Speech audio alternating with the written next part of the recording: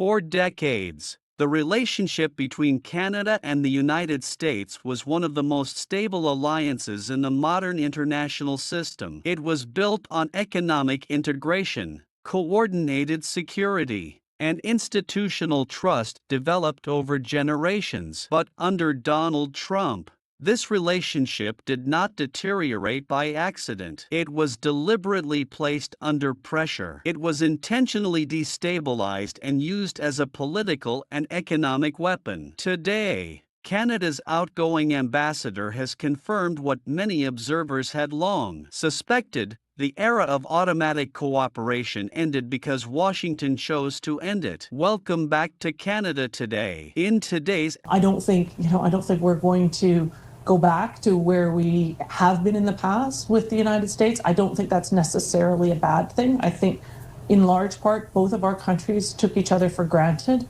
I don't think that's the case anymore. But that doesn't mean that those relationships that are so broad and deep won't continue to be a source of inspiration as we chart whatever this new path is with our neighbor. Episode, we examine a revealing interview in which Canada's outgoing ambassador reflects on the transformation of Canada-U.S. relations. Her remarks show how the Trump administration treated one of America's closest allies not as a partner, but as a pressure point. Donald Trump's approach to foreign policy was built on confrontation. He believed that stability reduced leverage. He believed that predictability weakened bargaining power. And he believed alliances function best when they are constantly unsettled. Canada was not exempt from this philosophy. Despite decades of cooperation, Trump subjected Canada to punitive tariffs, hostile rhetoric, and repeated public threats, including remarks that questioned Canadian sovereignty. This was not accidental. It was strategic. It was designed to shift the balance of power. Ambassador Hillman explains that under Trump, trade and diplomatic decisions became highly centralized. Policy was shaped primarily by one individual, which allowed pressure tactics to be deployed rapidly and unpredictably. Tariffs could be announced overnight, threats could be issued publicly, and negotiations could be reframed through social media. Canada was forced to respond not to institutions, but to political impulses. And this asymmetry was intentional. The most visible tool in Trump's campaign was tariffs. Steel and aluminum tariffs were imposed despite Canada being one of America's most reliable suppliers. Publicly, they were justified through national security arguments. Clear that this time the president is very much more central to every decision that is being made on the trade front, not just with Canada, but with the world. And his vision is much more central.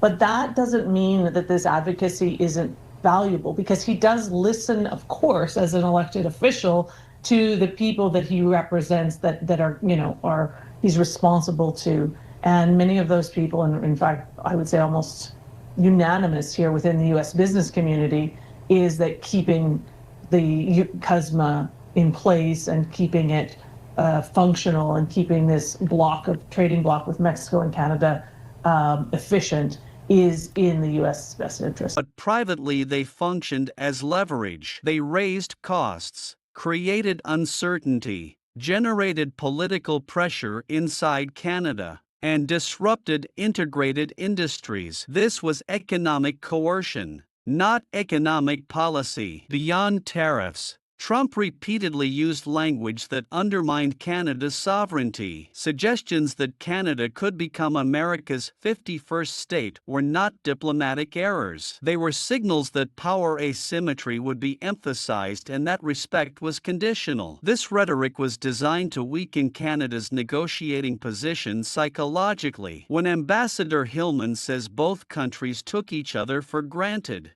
she is not describing a shared mistake. She is describing how one side exploited stability while the other continued to protect it. Canada treated the relationship as strategically essential, while Washington under Trump treated it as a pressure point. Predictability was turned into vulnerability. Cooperation became leverage. Partnership became a weapon. And this strategy was only getting started. Tariffs were imposed not as policy tools, but as signals of dominance. Public threats were issued not as mistakes, but as intimidation. Instability was manufactured to extract concessions. The message was unmistakable. Compliance would be rewarded with temporary calm, while independence would be punished with disruption. This was not miscalculation. It was strategy, and it failed.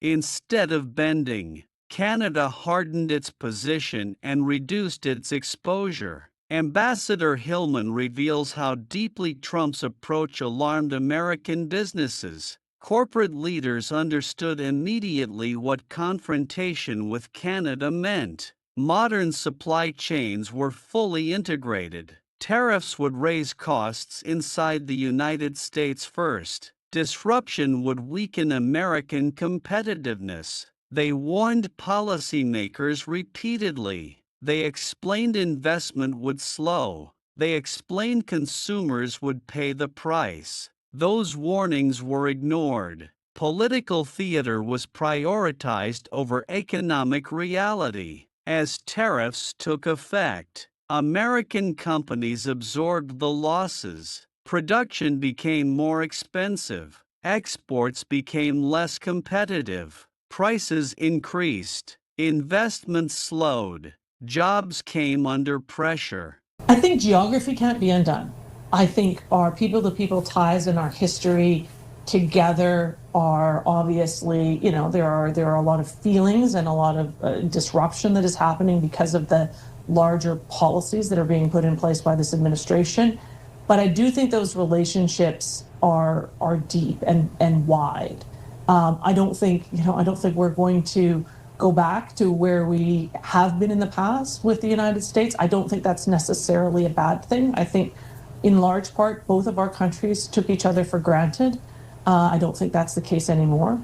But that doesn't mean that those relationships that are so broad and deep won't continue to be a source of inspiration as we chart whatever this new path is with our neighbor. U.S. businesses became collateral damage in Trump's pressure campaign. Canada adjusted. American industry paid. Trump's strategy underestimated Canada's institutional strength. Canada reinforced domestic industries. It diversified trade partnerships. It strengthened regulatory independence. It deepened relationships beyond North America. Rather than becoming more dependent, Canada became more resilient. The strategy designed to extract concessions instead produced structural realignment. Hillman emphasizes that Canada's focus is now on long-term self-reliance and diversification. Canada no longer assumes U.S. political stability is guaranteed. It prepares for volatility. It builds redundancy. It maintains autonomy.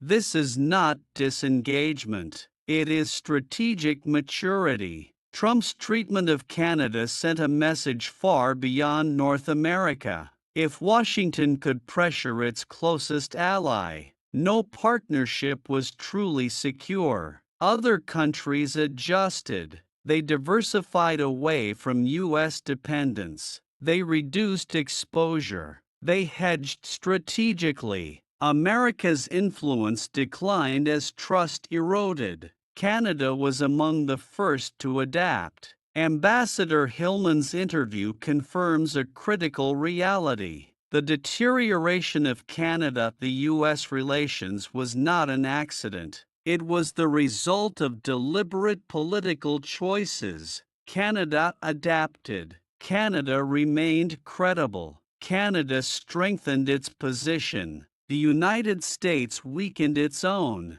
If you value serious, fact-based analysis of Canada's place in global politics, Subscribe to Canada Nexus. We examine power, strategy, and consequences, not slogans. Thank you for watching. We'll see you next time.